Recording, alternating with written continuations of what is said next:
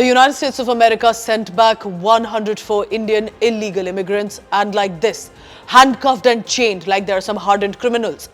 The Trump administration made it clear they welcome legal immigrants and through official channels, and that they view illegals as hardened criminals, even though most of them were caught right at the border itself.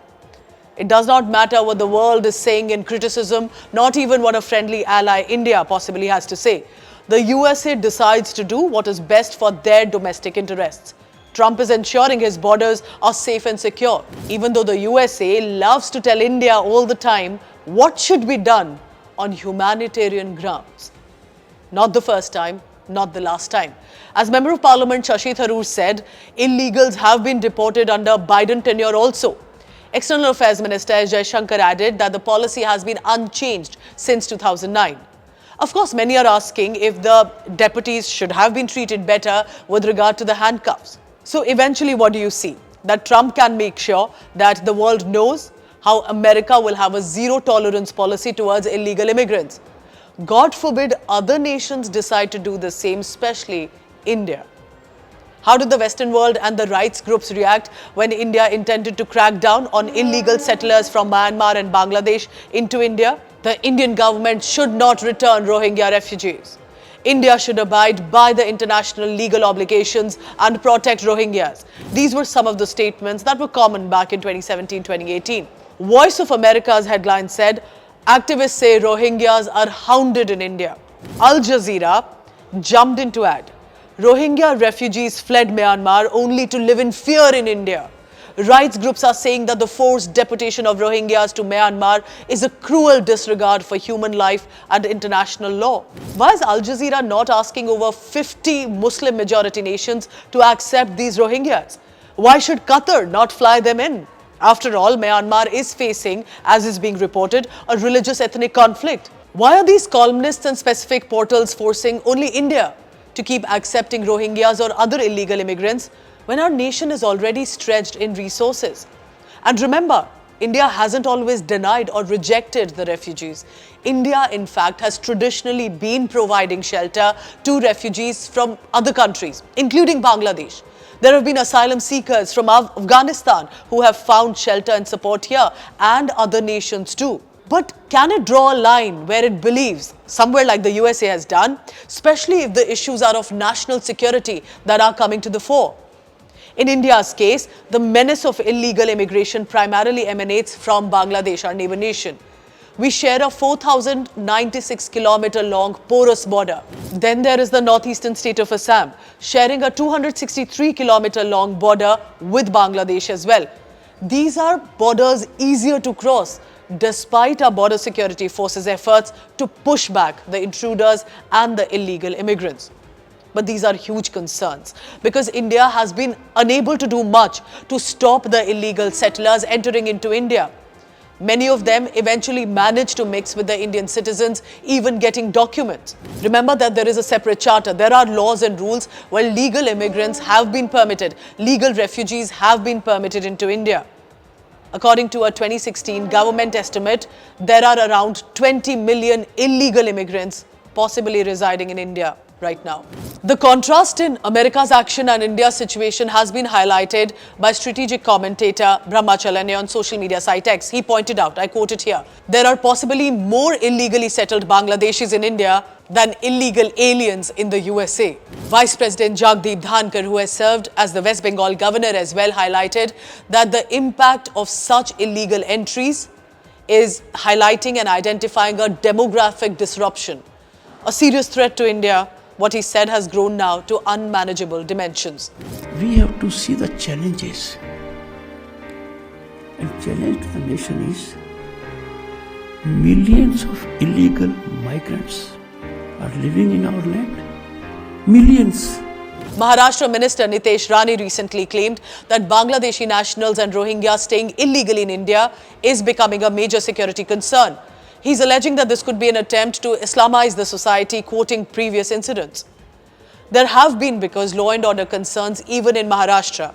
If you remember 2012, the Azad Maidan riots in Mumbai. In reaction to the violence against Rohingya Muslims in Myanmar, to which technically India has no connection, Protests turned into arson and violence in Mumbai. 2 people died. The mob torched buses, public properties, police, even Amar Jawan Jyoti was attacked. Media persons who were deployed who were reporting were also attacked.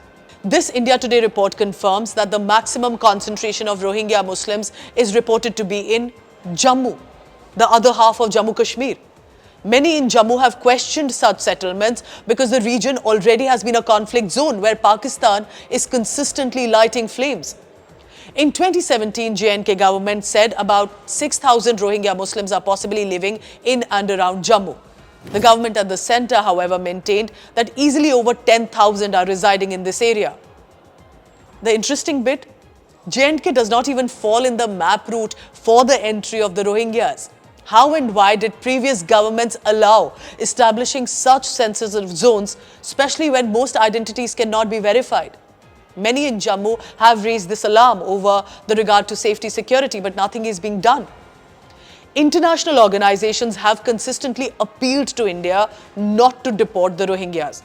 But the government has stated that the decision that is consistently being taken is because there is a state of security that needs to be looked at. The USA otherwise has had a lot to say to India in their State Department country report of human rights practices, how India unfairly treats even the illegals in an inhumane manner. But how did USA treat some of our Indians, denying some basic compassion, humanity, while even the illegals were being deported? That doesn't really need a debate, isn't it? India does not have a refugee-specific law. Here is what the Ministry of Home Affairs states. All foreign nationals, including those who enter into the country without valid travel documents or overstay beyond the validity of their visa period, are governed by the provisions contained in the Foreigners Act 1946, the Registration of Foreigners Act 1939, the Passport Act 1920, the Citizenship Act 1955, and the rules and orders are made thereunder. Exemptions are given in some cases on a case-to-case basis. The MHA note also adds, some illegal migrants sneaking into India in a clandestine manner through difficult terrains along the international borders. The central government has adopted a multi-pronged approach to ensure effective surveillance, domination of land borders to check infiltration of illegal migrants. The central government has issued an advisory to BSF, Assam Rifles to maintain a strict vigilance and surveillance to take all possible steps to prevent illegal infiltration at the IB, the international border. It is true that the fact is that Rohingyas, for example, are reported to be facing persecution in Myanmar, especially by their military. Life in the border camps has been tough. In 2015, the Rohingya crisis assumed a regional dimension too, when Thailand, Malaysia, Indonesia all turned away overcrowded boats of the Rohingyas, leaving hundreds in the high sea. India has consistently been welcoming them, sheltering them, but at some point did take a decision to deport some of them. But only India was targeted for taking a decision on the same.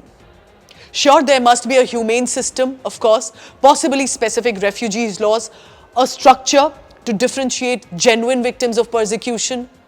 But also remember that in the garb of a conflict, often, many seek to enter into India. And that problem is taking gigantic proportions for our nation.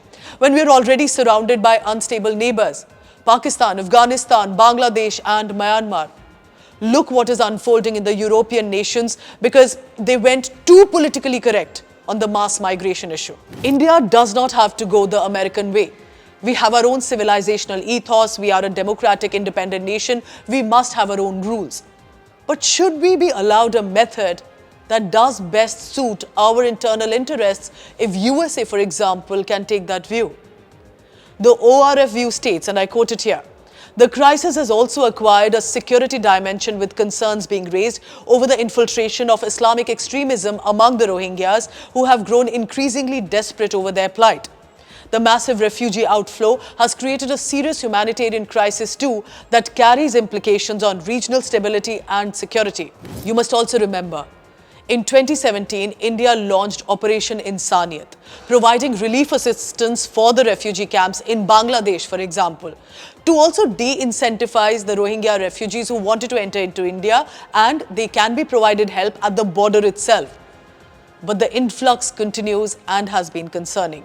India, Like the USA welcomes legal Indian immigrants, especially even if refugees coming in who are forced to flee from the warlike situation. So the USA has a structured system through which Indian skilled workers on visas can enter into the USA and continue to live and fulfill their American dream. India has a similar structure, not just for legal immigrants, but for the refugees who are forced to flee persecution. Why is it then that when we talk about verification and entries, India is consistently criticized and India is hauled over courts? Thank you for watching.